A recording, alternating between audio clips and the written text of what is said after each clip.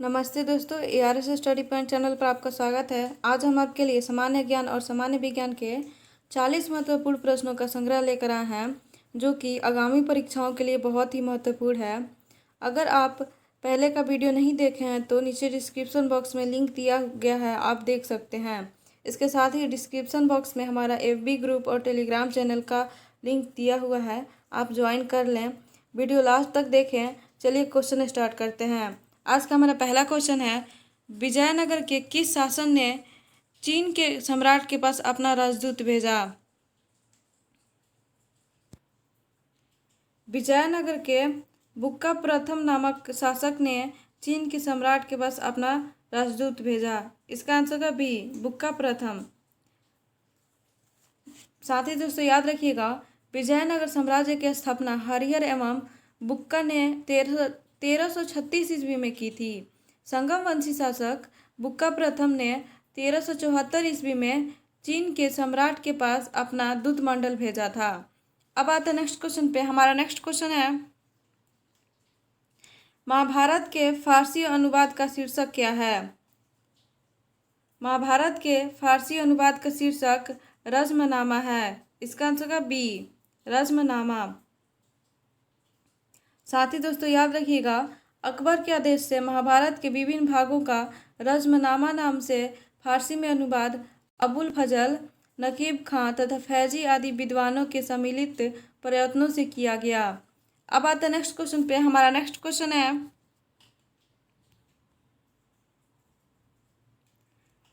सम्राट अकबर द्वारा निम्न में से किसको जरी कलम की उपाधि प्रदान की गई थी? सम्राट अकबर द्वारा मोहम्मद हुसैन को जरी कलम की उपाधि प्रदान की गई थी। इसका आंसर का बी, मोहम्मद हुसैन। साथ ही दोस्तों याद रखिएगा, मोहम्मद हुसैन कश्मीर का था जिसे अकबर ने जरी कलम की उपाधि दी थी।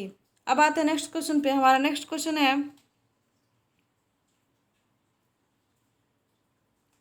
खालसा के संस्थापक गुरु कौन थे?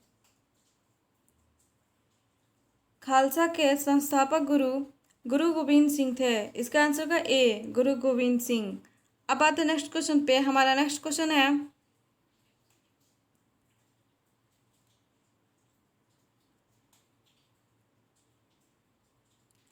आदि ग्रंथ अथवा ग्रंथ साहिब का संकलन निम्नलिखित में से किसने किया था? आदि ग्रंथ अथवा ग्रंथ साहिब का संकलन गुरु अर्जुन देव ने किया था। इसका आंसर का डी, गुरु अर्जुन देव। साथ ही दोस्तों याद रखिएगा, गुरु अर्जुन देव सिखों के 5वें गुरु थे। उनका जन्म 15 अप्रैल 1563 में हुआ था। आदि ग्रंथ अथवा गुरु ग्रंथ साहिब सिखों का पवित्र ग्रंथ है। इस पवित्र ग्रंथ में सिखों के 5 गुरुओं, 18 हिंदू भक्तों तथा कबीर, बाबा फरीद, नामदेव और रैदास के उपदेश समाहित हैं। अब आता है नेक्स्ट क्वेश्चन पे। हमारा नेक्स्ट क्वेश्चन है, पैगंबर हजरत मोहम्मद का जन्म कब हुआ था? पैगंबर हजरत मोहम्मद का जन्म 570 ईस्वी में हुआ था। इसका आंसर का ए, 570 ईस्वी में। साथ ही दोस्तों याद रखिएगा, पैगंबर हजरत मोहम्मद इस्लाम धर्म के प्रवर्तक माने जाते हैं। इनका जन्म सऊदी अरब में स्थित मक्का नामक जगह पर हुआ था। अब आता है नेक्स्ट क्वेश्चन पे। हमारा नेक्स्ट क्वेश्चन है, 1857 के विद्रोह के समय ब्रिटिश प्रधानमंत्री कौन था? 1857 के विद्रोह के समय ब्रिटिश प्रधानमंत्री पामस्टर्न था। इसका आंसर का बी, पामस्टर्न। याद रखिएगा दोस्तों, जिस समय भारत में 1857 की क्रांति हुई, ब्रिटेन में विस्कॉन्ट पामस्टर्न ब्रिटेन का प्रधानमंत्री था। अब आता है नेक्स्ट क्वेश्चन पे। हमारा नेक्स्ट क्वेश्चन है,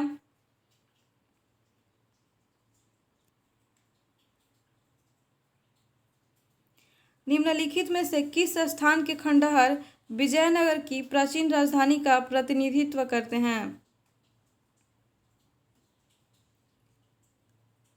हम्पी स्थान का खंडहर विजयनगर की प्राचीन राजधानी का प्रतिनिधित्व करते हैं। इसका आंसर का सी, हम्पी। साथ ही दोस्तों याद रखिएगा, हम्पी के खंडहर वर्तमान उत्तरी कर्नाटक में अवस्थित है। यह विजयनगर साम्राज्य की प्राचीन राजधानी का प्रतिनिधित्व करते हैं। हम्पी यूनेस्को की विश्व विरासत स्थलों की सूची में भी शामिल है। अब आते हैं नेक्स्ट क्वेश्चन पे। हमारा नेक्स्ट क्वेश्चन है,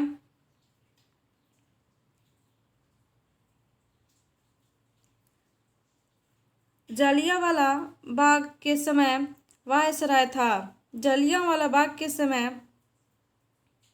वायसराय चेम्सफोर्ड था। इसका आंसर का ए, चेम्सफोर्ड।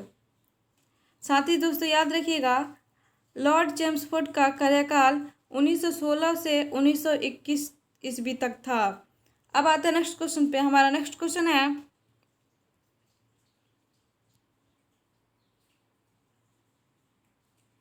30 मई 1919 को अपना अलंकरण भारत सरकार को लौटाने वाले व्यक्ति कौन थे?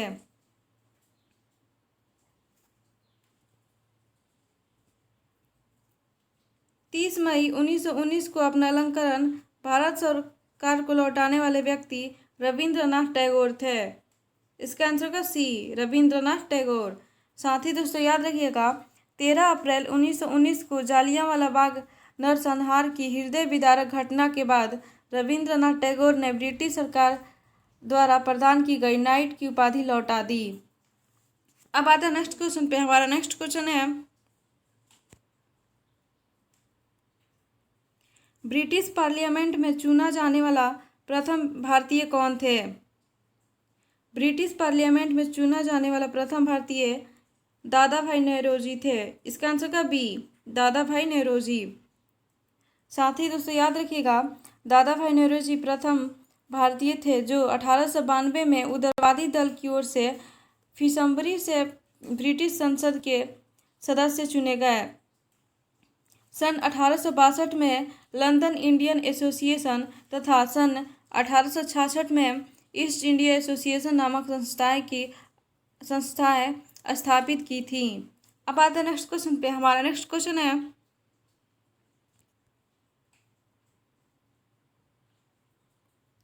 नरम दल और गरम दल के रूप में भारतीय राष्ट्रीय कांग्रेस का विभाजन किस अधिवेशन में हुआ? नरम दल और गरम दल के रूप में भारतीय राष्ट्रीय कांग्रेस का विभाजन सूरत अधिवेशन में हुआ। इसका आंसर होगा सी, सूरत। साथ ही दोस्तों याद रखिएगा, 1907 ईस्वी में सूरत में आयोजित कांग्रेस के वार्षिक अधिवेशन में उदारवादियों और उग्रवादियों में अध्यक्ष पद को लेकर कांग्रेस का विभाजन हो गया था। अब आते हैं नेक्स्ट क्वेश्चन पे। हमारा नेक्स्ट क्वेश्चन है,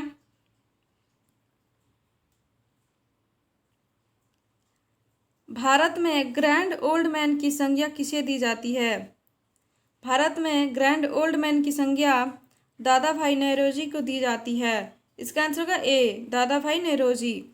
साथ ही दोस्तों याद रखिएगा, दादा भाई नौरोजी ब्रिटिश कालीन भारत के एक पारसी बुद्धिजीवी, शिक्षा शास्त्री, कपास के व्यापारी तथा आरंभिक राजनैतिक एवं सामाजिक नेता थे। उनका जन्म 4 सितंबर 1825 को नवसारी में हुआ था तथा उनका मृत्यु 30 जून 1917 को मुंबई में हुआ। अब आते हैं नेक्स्ट क्वेश्चन पे। हमारा नेक्स्ट क्वेश्चन है,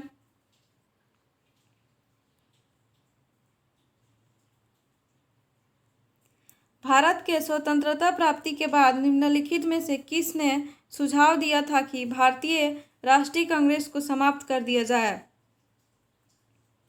भारत के स्वतंत्रता प्राप्ति के बाद महात्मा गांधी ने सुझाव दिया था कि भारतीय राष्ट्रीय कांग्रेस को समाप्त कर दिया जाए।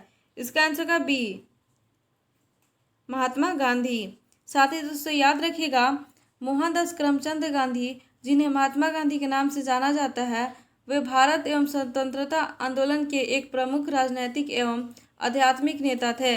उनका जन्म 2 अक्टूबर 1869 में पोरबंदर में हुआ था। उनकी पत्नी का नाम कस्तूरबा गांधी था। अब आता है नेक्स्ट क्वेश्चन पे। हमारा नेक्स्ट क्वेश्चन है,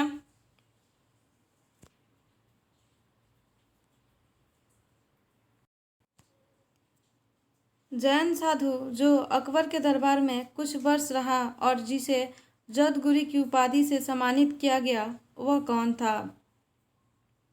जैन साधु जो अकबर के दरबार में कुछ वर्ष रहा और जिसे जदगुरु की उपाधि से सम्मानित किया गया, वह हरिविजय सूरी था। इसका आंसर होगा डी, हरिविजय सूरी। साथ ही दोस्तों याद रखिएगा, हरिविजय सूरी को 1582 ईस्वी में अकबर ने जगत गुरु की उपाधि प्रदान की। हरिविजय सूरी गुजरात से जैन धर्म के जैनाचार्य थे। अब आते हैं नेक्स्ट क्वेश्चन पे। हमारा नेक्स्ट क्वेश्चन है, अकबर के शासनकाल में ध्रुपद गायकों में निम्न में से कौन सम्मिलित थे? अकबर के शासनकाल में ध्रुपद गायकों में तानसेन और हरिदास सम्मिलित थे। इसका आंसर होगा तानसेन और हरिदास दोनों, अर्थात सी, ए और बी दोनों। साथ ही दोस्तों याद रखिएगा, अकबर तैमूरी वंशावली के मुगल वंश का तीसरा शासक था। अकबर का जन्म 15 अक्टूबर 1542 ईस्वी में अमरकोटा में हुआ था। दीन ए इलाही धर्म का प्रधान पुरोहित अकबर था। राजस्व प्राप्ति की जब्ती प्रणाली अकबर के शासनकाल में प्रचलित थी। अब आते हैं नेक्स्ट क्वेश्चन पे। हमारा नेक्स्ट क्वेश्चन है, निम्नलिखित में से किसने 1942 में भारत छोड़ो प्रस्ताव का समर्थन किया था? निम्नलिखित में से सरदार वल्लभ भाई पटेल ने 1942 में भारत छोड़ो प्रस्ताव का समर्थन किया था। इसका आंसर का ए, सरदार वल्लभ भाई पटेल। साथ ही दोस्तों याद रखिएगा, 8 अगस्त 1942 को अखिल भारतीय कांग्रेस कमेटी की बैठक में पंडित जवाहरलाल नेहरू द्वारा भारत छोड़ो प्रस्ताव पेश किया गया था, जिसका सरदार वल्लभ भाई ने समर्थन किया था। अब आते हैं नेक्स्ट क्वेश्चन पे। हमारा नेक्स्ट क्वेश्चन है, जब भारतीय राष्ट्रीय कांग्रेस ने भारत छोड़ो आंदोलन प्रस्ताव पारित किया था, तब कांग्रेस के अध्यक्ष कौन थे? जब भारतीय राष्ट्रीय कांग्रेस ने भारत छोड़ो आंदोलन प्रस्ताव पारित किया था, तब कांग्रेस के अध्यक्ष मौलाना अबुल कलाम आज़ाद थे। इसका आंसर का सी, मौलाना अबुल कलाम आज़ाद। साथ ही दोस्तों याद रखिएगा, मौलाना अबुल कलाम आज़ाद 1940 के रामगढ़ अधिवेशन में कांग्रेस का अध्यक्ष बने और 1945 तक अपने पद पर बने रहे। अब आते नेक्स्ट क्वेश्चन पे। हमारा नेक्स्ट क्वेश्चन है, सिंधु घाटी के लोग किस में विश्वास करते थे? सिंधु घाटी के लोग मातृशक्ति में विश्वास करते थे। इसका आंसर होगा ए, मातृशक्ति में। साथ ही दोस्तों याद रखिएगा, सिंधु घाटी सभ्यता में ऐसे प्रचुर साक्ष्य मिलते हैं जिनके आधार पर यह कहा जा सकता है कि मातृ देवी की उपासना एवं वहाँ विस्तृत रूप से व्याप्त थी। सिंधु घाटी सभ्यता विश्व की प्राचीन नदी घाटी सभ्यताओं में से एक प्रमुख सभ्यता है। अब आते हैं नेक्स्ट क्वेश्चन पे। हमारा नेक्स्ट क्वेश्चन है, स्यादवाद किसका सिद्धांत है? स्यादवाद जैन धर्म का सिद्धांत है। इसका आंसर का बी, जैन धर्म का। साथ ही दोस्तों याद रखिएगा, महावीर स्वामी जैन धर्म के 24वें तीर्थकार थे। इन्होंने आत्मावादियों तथा नास्तिकों के एकांतिक मतों को छोड़कर बीच का मार्ग अपनाया, जिसे अनेकांतवाद अथवा स्यादवाद कहा गया। स्यादवाद को सप्तभंगी न्याय के नाम से भी जाना जाता है। अब आता नेक्स्ट क्वेश्चन पे। हमारा नेक्स्ट क्वेश्चन है,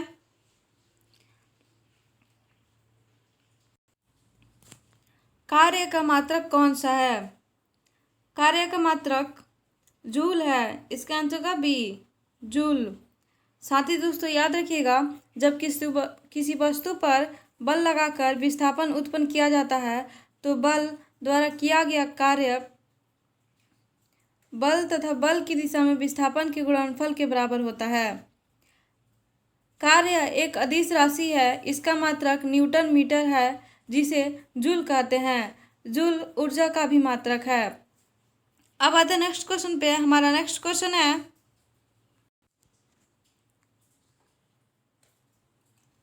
किस ताप पर पानी का घनत्व अधिकतम होता है?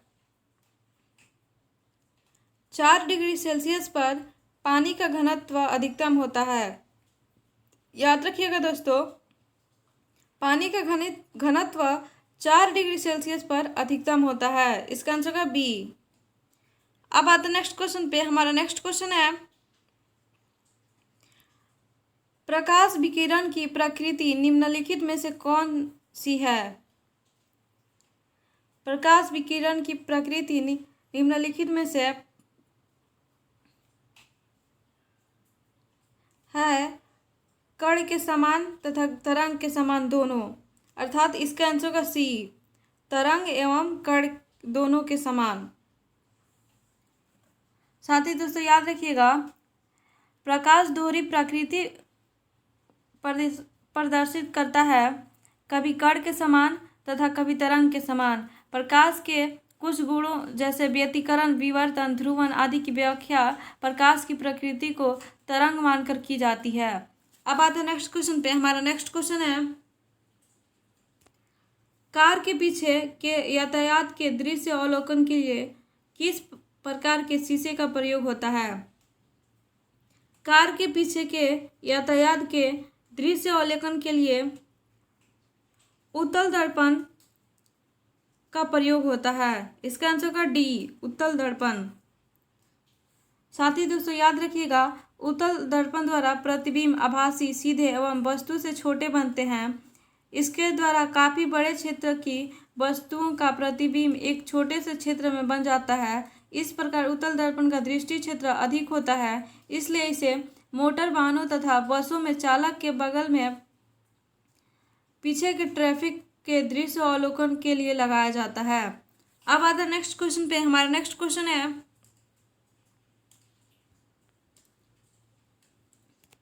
मच्छर कॉइल में प्रयोग होने वाला पायरेथ्रिन कहाँ से प्राप्त होता है? मच्छर कॉइल में प्रयोग होने वाला पायरेथ्रिन एक बीजीय पौधे से प्राप्त होता है। इसका आंसर होगा ए, एक बीजीय पौधे से। साथ ही दोस्तों याद रखिएगा, पायरेथ्रिन प्राकृतिक कार्बनिक पदार्थ है जिनमें कीटाणुनाशक की क्षमता होती है। अब आते हैं नेक्स्ट क्वेश्चन पे। हमारा नेक्स्ट क्वेश्चन है,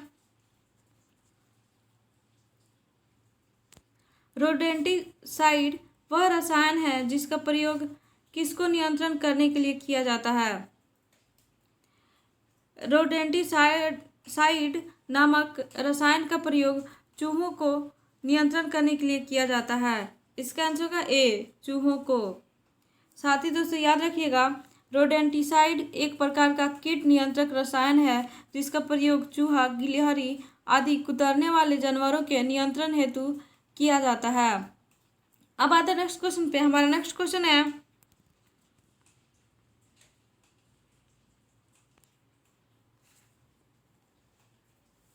समस्थानिक C14 का संबंध किससे है? समस्थानिक कार्बन 14 का संबंध फॉसिल के आयु निर्धारण से है। इसका आंसर का डी, फॉसिल अर्थात जीवाश्म के आयु निर्धारण से कार्बन 14 का संबंध है। साथ ही दोस्तों याद रखिएगा, कार्बन 40 का अनुपात ज्ञात करके उसकी आयु निर्धारित की जा सकती है। इसे कार्बन डेटिंग या रेडियो कार्बन तिथि निर्धारण कहा जाता है। इस विधि से जीवाश्मों का काल निर्धारण किया जाता है। अब आता है नेक्स्ट क्वेश्चन पे। हमारा नेक्स्ट क्वेश्चन है,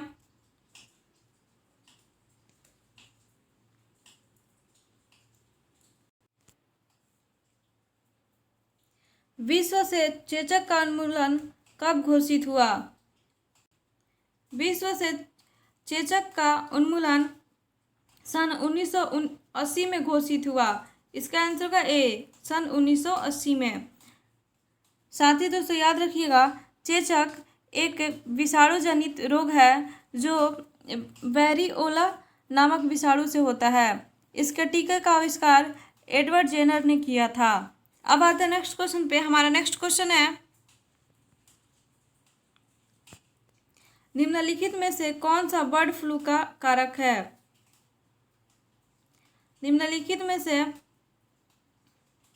H5N1 ब्लड फ्लू का कारण है। साथ ही दोस्तों याद रखिएगा, बर्ड फ्लू कुछ तरह के इन्फ्लुएंजा वायरस हैं जो मुख्य रूप से पक्षियों को संक्रमित करते हैं, लेकिन ये मनुष्य को भी संक्रमित कर सकते हैं। इस तरह के फ्लू अक्सर ही बीमार पक्षियों के संपर्क में आने से होता है। यह एक व्यक्ति से दूसरे व्यक्ति में भी फैल सकता है। अब आते हैं नेक्स्ट क्वेश्चन पे। हमारा नेक्स्ट क्वेश्चन है, H1N2 विषाणु का प्रायः समाचार पत्रों में निम्नलिखित में से किस बीमारी के संदर्भ में उल्लेख किया जाता है? H1N2 विषाणु का प्रायः समाचार पत्रों में निम्नलिखित में से स्वाइन फ्लू बीमारी के संदर्भ में उल्लेख किया जाता है। इसका आंसर होगा सी, स्वाइन फ्लू। अब आते हैं नेक्स्ट क्वेश्चन पे। हमारा नेक्स्ट क्वेश्चन है, इबोला क्या है? इबोला प्राणघातक विषाणु है। इसका आंसर होगा ए, प्राणघातक विषाणु। साथ ही दोस्तों याद रखिएगा, इबोला एक प्राणघातक विषाणु है जो पश्चिमी अफ्रीकी देशों में महामारी का रूप ले चुका है। इसे विश्व स्वास्थ्य संगठन ने अगस्त 2014 में अंतर्राष्ट्रीय स्वास्थ्य आपदा घोषित कर दिया था। अब आते हैं नेक्स्ट क्वेश्चन पे। हमारा नेक्स्ट क्वेश्चन है, निम्नलिखित में से कौन प्रतिजैविक औषधि है? क्लोरामफेनिकोल एक प्रतिजैविक औषधि है। इसका आंसर होगा सी, क्लोरामफेनिकोल। साथ ही दोस्तों याद रखिएगा, क्लोरामफेनिकोल एक प्रतिजैविक औषधि है जिसका उपयोग बैक्टीरियल इन्फेक्शन के उपचार में किया जाता है।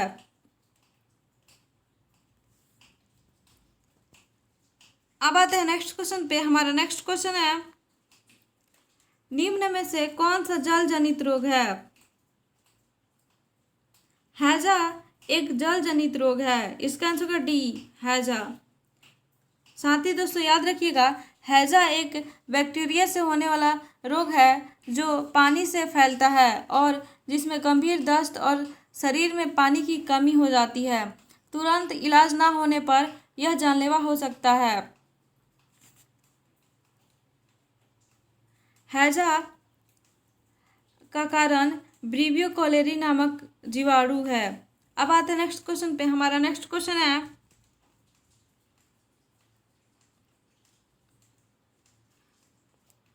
टाइफाइड तथा कॉलेरा किसका उदाहरण है? टाइफाइड तथा कॉलेरा जलजन्य रोगों का उदाहरण है। इसका आंसर होगा ए, जलजन्य रोगों का। साथ ही दोस्तों याद रखिएगा, टाइफाइड तथा कॉलेरा जलजन्य रोगों का उदाहरण है। टाइफाइड रोग का कारण सल्मोनेला टाइफी तथा कॉलेरा का कारण ब्रीवियो कोलेरी नामक जीवाणु होता है। अब आता है नेक्स्ट क्वेश्चन पे। हमारा नेक्स्ट क्वेश्चन है,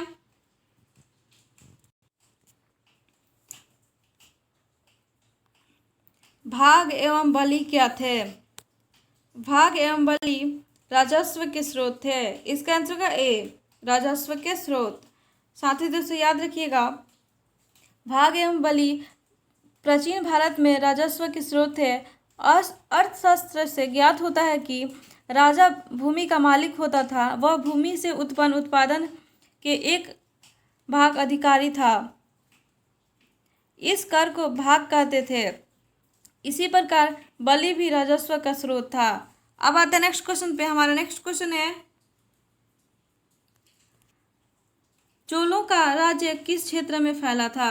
चोलों का राज्य कुरुमंडल तट दक्कन के कुछ भाग तक फैला था। इसका आंसर होगा डी, कुरुमंडल तट तथा दक्कन के कुछ भाग तक। साथ ही दोस्तों याद रखिएगा, कृष्णा तथा तुंगभद्रा नदियों से लेकर कुमारी अंतरिप तक का विस्तृत भूभाग प्राचीन काल में तमिल प्रदेश का निर्माण करता था।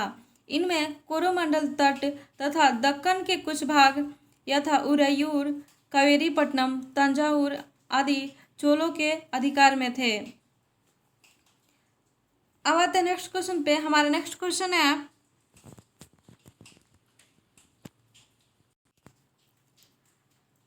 1946 में निर्मित अंतरिम सरकार में कार्यपालिका परिषद के उपसभापति कौन थे? सन 1946 में निर्मित अंतरिम सरकार में कार्यपालिका परिषद के उपसभापति जवाहरलाल नेहरू थे। इसका आंसर होगा सी, जवाहरलाल नेहरू। साथ ही दोस्तों याद रखिएगा 24 अगस्त 1946 को अंतरिम राष्ट्रीय सरकार की घोषणा इस व्यवस्था के साथ की गई कि अंतरिम सरकार 2 सितंबर 1946 को कार्यभार संभालेगी। वायसराय इसमें कार्यपालिका परिषद का पदेन अध्यक्ष था तथा जवाहरलाल नेहरू के उपाध्यक्ष या उपसभापति बनाया गया। अब आते हैं नेक्स्ट क्वेश्चन पे। हमारा नेक्स्ट क्वेश्चन है संविधान सभा के चुने हुए अस्थायी अध्यक्ष कौन थे? संविधान सभा के चुने हुए अस्थायी अध्यक्ष डॉक्टर राजेंद्र प्रसाद थे। इसका आंसर का बी, डॉक्टर राजेंद्र प्रसाद। साथ ही दोस्तों याद रखिएगा 9 दिसंबर 1946 को संविधान सभा की प्रथम बैठक की अध्यक्षता अस्थायी अध्यक्ष डॉक्टर सच्चिदानंद सिन्हा ने की थी। 11 दिसंबर 1946 को संविधान सभा ने डॉक्टर राजेंद्र प्रसाद को निर्विरोध संविधान सभा के अस्थायी अध्यक्ष के रूप में निर्वाचित किया। साथ ही दोस्तों ये भी याद रखिएगा डॉक्टर राजेंद्र प्रसाद भारत के प्रथम राष्ट्रपति थे जिनका जन्म बिहार के जीरादेई नामक स्थान पर हुआ था। अब आते हैं नेक्स्ट क्वेश्चन पे। हमारा नेक्स्ट क्वेश्चन है निम्नलिखित में से संविधान समिति का अध्यक्ष कौन था? संविधान सभा की संविधान समिति का अध्यक्ष जवाहरलाल नेहरू थे। इसका आंसर का डी, जवाहरलाल नेहरू। साथ ही दोस्तों याद रखिएगा संविधान सभा ने संघ संविधान समिति सहित कुल 8 प्रमुख समितियों का गठन किया था। संघ संविधान समिति के अध्यक्ष पंडित जवाहरलाल नेहरू थे तथा नियम समिति के अध्यक्ष डॉक्टर राजेंद्र प्रसाद थे। संचालन समिति के अध्यक्ष भी डॉक्टर राजेंद्र प्रसाद थे तथा रियासत समिति के अध्यक्ष भी डॉक्टर राजेंद्र प्रसाद ही थे और प्रारूप समिति के अध्यक्ष डॉक्टर भीमराव अंबेडकर थे तथा सलाहकार समिति के अध्यक्ष सरदार वल्लभ भाई पटेल थे। अब आते हैं नेक्स्ट क्वेश्चन पे। हमारा आज का लास्ट क्वेश्चन है संविधान सभा ने डॉक्टर भीमराव अंबेडकर को अध्यक्षता में प्रारूप समिति का गठन कब किया? संविधान सभा ने डॉक्टर भीमराव अंबेडकर की अध्यक्षता में प्रारूप समिति का गठन 29 अगस्त 1947 को किया। इसका आंसर का ए, 29 अगस्त 1947। साथ ही दोस्तों याद रखिएगा संविधान सभा द्वारा 29 अगस्त 1947 को संकल्प पारित करके डॉक्टर भीमराव अंबेडकर की अध्यक्षता में प्रारूप समिति का गठन किया गया था। थैंक यू दोस्तों। अगर वीडियो अच्छी लगी हो तो लाइक, शेयर और सब्सक्राइब करें, साथ ही बेल आइकन को क्लिक करें।